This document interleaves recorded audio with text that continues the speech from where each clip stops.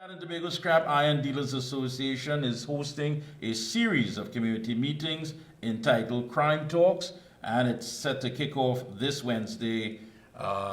Joining us to tell us more about it is a man who is no stranger to the Observer, the president of the Scrap Iron Dealers Association of TNT, Mr. Allan Ferguson. Pleasant good evening, sir. Pleasant good evening to you and your viewers, man. It's a pleasure to me to be on this program. And it's always a pleasure to have you on. So your dedication and commitment to what you're doing, I say hats off. It cannot be questioned at all. But with so much of your own troubles of your industry and so much hurdles and things that you're going through, why these crime talks? You see, something is always trigger of something. Sometimes you think something bad happened, but because of the tests and all these things that I will be going through for the months and the cry of people, hearing the cry of the people in the ground, and I had to be also on the ground talking to my people, and based on all they have show out to me and all these information I would have, and based on a lot of things I would have been seeing, because I have to be viewing, because I have challenges. And when I look at all the crime talks that we have in this country, sometimes is in Hilton or Crown Plaza or these big hotels. It really does not be in these ghettos that the people that that the poor people getting themselves involved in crime. So I decided that, let me tell you something, I have a lot of people that fed up and tired of this crime in the ghetto, and they're fed up, they want to stop it, but they need people to come and talk to them, they need solution, they want to change, they want to get out of the crime, but sometimes there's have people who are getting wealthy because of crime. It have people gaining because of crime. So my message to them would be, let us stop the crime.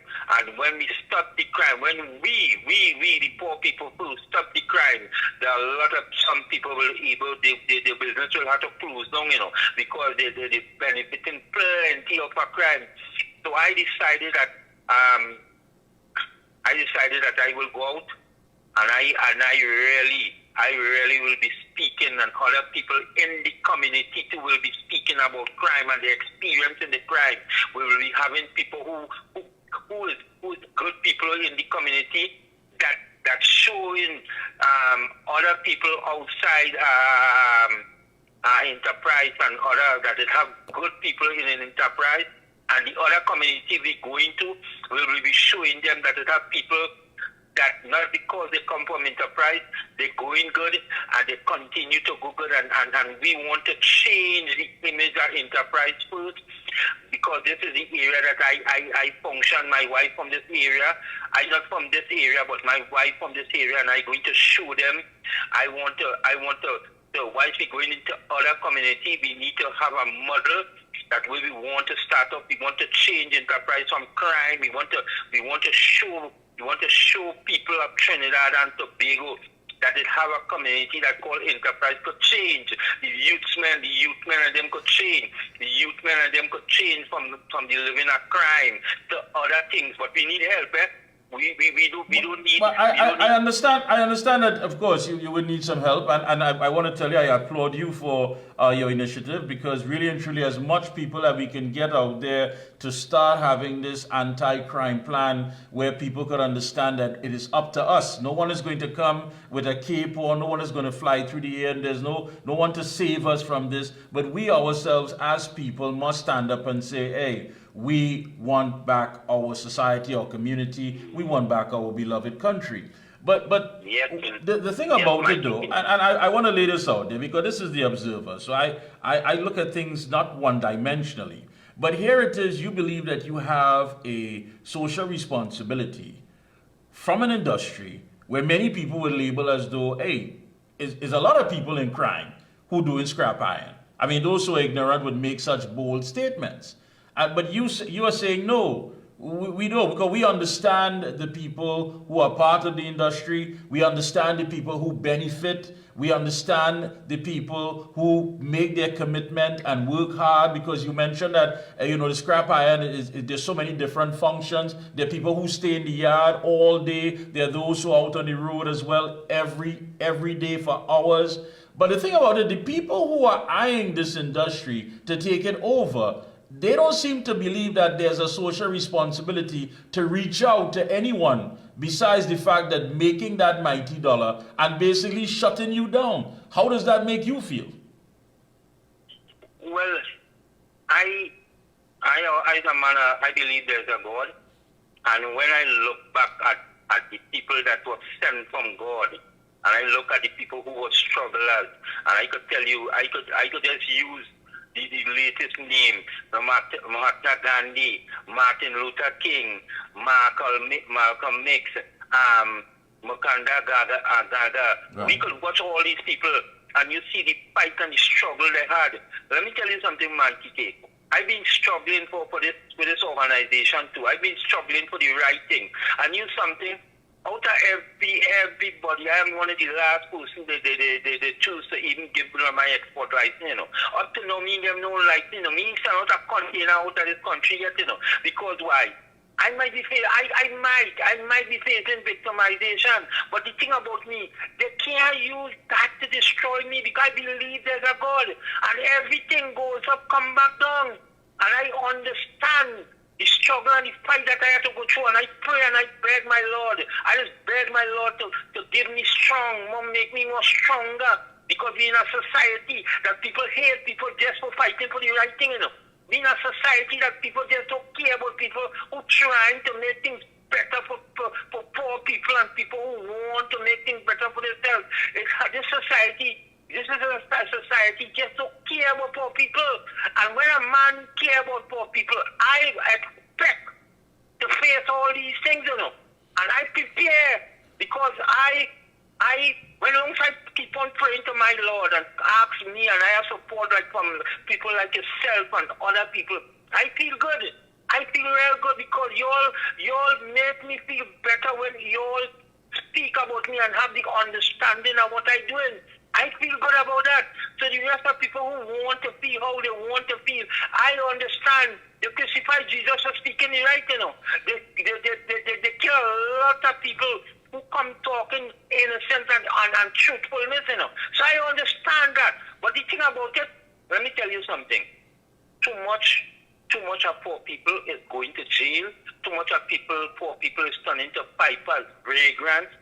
Too much of poor people is turning to different, going into crime. And I agree with you. Hold on, Ferguson. And I agree with you. You're right. It always affects the man on the ground. It always affects those who are the most economically and socially vulnerable. But also, where is that level of understanding from other people who themselves would find themselves in an economic situation? How many of them actually there was an outpouring of understanding, an outpouring of saying, listen, we're going to support you. But what I'm saying is that understanding that the very same people who are affected, and others as well who were looking on, they decided to take the high road and say, look, listen, man, if they want to shut down the industry, shut it down. These people inconveniencing people. They're cutting this, they're cutting that. When you're looking for cable is a problem. Was there a level of misunderstanding as far as what the industry represents and the people who benefit from it? Yes, a lot of misunderstanding. I think that a lot of people do benefit. People who was not in the industry came in and caused a lot of harm to our industry, and a lot of people who have money benefit out of it. And one of these days, the story will tell from me, because if I had to write a book, I had to give the whole story, because a program will be enough for me to tell the story about it. No, hold on. And I agree with you there. But the fact of the matter is compounded that this was an industry that was shut down for a period of time. With the expectation that when it is that the doors reopen again, once given access to start back this business, that it would have a level equality that you could understand, listen, from A to Z, this is the changes that have been made, this is what has been implemented, this is what we need to do. But now you're talking about regulators. Sometimes the regulators may not show up, the inspectors may not be there, you have boats that are waiting on the docks, and when they're waiting on the docks, that's money. So it seems as though it was only a sense of hindrance after hindrance and not actually trying to do the best for this industry. And that is where we're at. And Mikee K, I just want to draw to Trinidad and Tobago attention that if you look at last week, Friday or some day, you'll see that they get somebody to buy the steel plant now. Right. And you will understand that is why sometimes when you're fighting war, sometimes you do throw out all your trump card one time, because I was explaining to Trinidad and Tobago, if you all feel that this war that we're fighting to hold, to keep this industry finished, no, it didn't finish at all. It didn't finish at all. It didn't finish. The fight probably just reaching the middle stage, and it's going to kick off. And to fasten your seatbelt, observe the no smoking sign, just now it will take off again. And let me ask you, let me ask you this, Ferguson.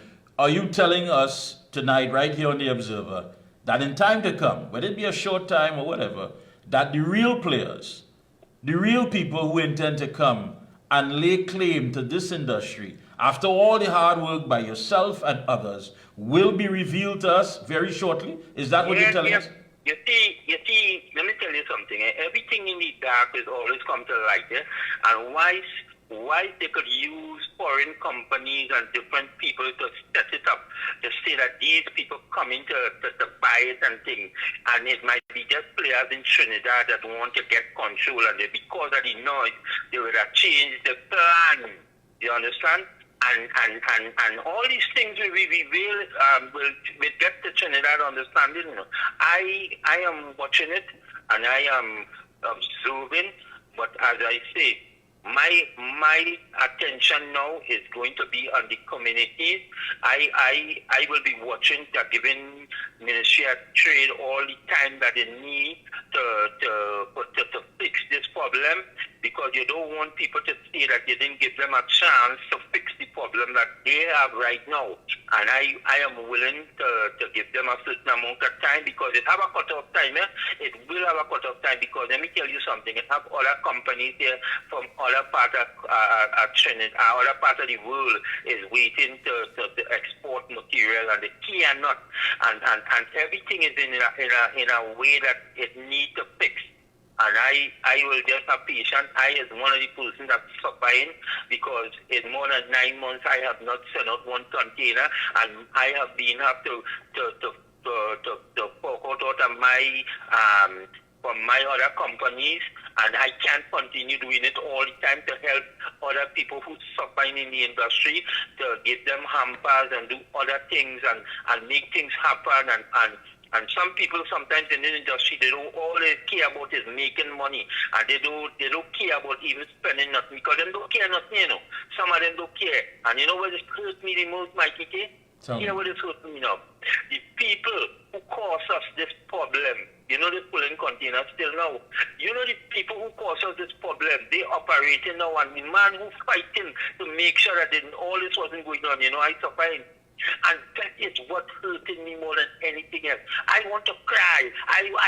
When I study about the people in this country, when I study about the people who are running things in this country, and how they're lackadaisical in understanding people and other people plight and all this sort of thing, and all this sort of investigation that they do, and all this sort of thing that they will carry containers report, and all kind of things, and people who was involved still operating. You know why? Become money talk and bullshit. And bullshit. What bullshit what? Yeah, BS walks.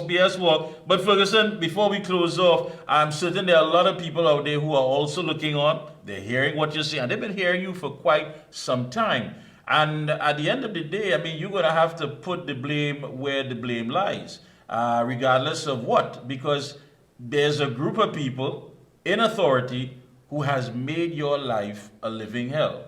And when they did that, there was a domino effect that affected your industry. And I know, as you keep saying, time is longer than twine, and very soon we're going to get the entire story. My thing is, when the big boys make the move, are you and your people prepared? And that is why you will understand that we're going out and speak to the community. It have people who deal with scrap in the industry, also in the communities. We will be talking to each and every one, and then we will be visiting different communities as we go along. And then let me tell you what's going to happen in the final analysis. Quickly, yeah, go ahead. We will have a day that we will bring all the communities together. I don't need to read and spell for you. Understood. All the communities together. Right. And we will be reading out our budget to change the communities. We will be asking the people who have the authority to understand that the community needs change, and this is where we need the change. This is what we need to change. And only how we could get that is when we get everybody together and everybody saying the same story. I understand what you're saying, and I'm certain that the viewers understand as well. So you have this Wednesday, you're kicking off the crime talks. You have scheduled to speak. You have Pastor Clive Dutton. You have Dr. David Mohammed. You have Rondell Fields. And you yourself, the president of the Trinidad and Tobago Scrap Iron Dealers Association. And we have people from enterprise community that we will be having speaking. There are some strong youths that want to talk about crime. They're anxious. We know and no come out from a meeting with the youths and them. And some of them, if you hear the comments in reference to what they have to tell Trinidad and Tobago, I could tell people they will hear some things that for the first time you'll be hearing it from the ghetto level. You will be hearing it from the ghetto level, what affecting them. You will be hearing it from the youth. I mean, yes, the big speakers, yes, but I'm telling you that we have the youth that we're going to hear that from the community that is affecting. You're going to hear about them. All and right. I'm telling you, based on what I hear them speak tonight about, I am telling you, we in God willing, we will be ready. God will be praying, and we hope that God hold up the rain for this Wednesday, that everybody will come out. We will be blitzing, we will be talking, and I hope that this station and other stations will join with us and take the view of from our Facebook, that they could run it and the news and the program, what's going on in different communities. And I'm saying is that I want to thank you and this station for having me, and I asking all the people from Enterprise, please come out this Wednesday. It starts at 4:30, and we want to have people in the community speaking. All right. Thank you so much. 4:30 p.m. and it's going to be taking place in Enterprise, and it's entitled Crime Talks, and it's being brought to you with the Trinidad and Tobago Scrap Iron Dealers Association. So, folks, it kicks off this Wednesday at 4:30. Thank you so much, Allan. Keep up the good work, and we'll be checking in with you periodically.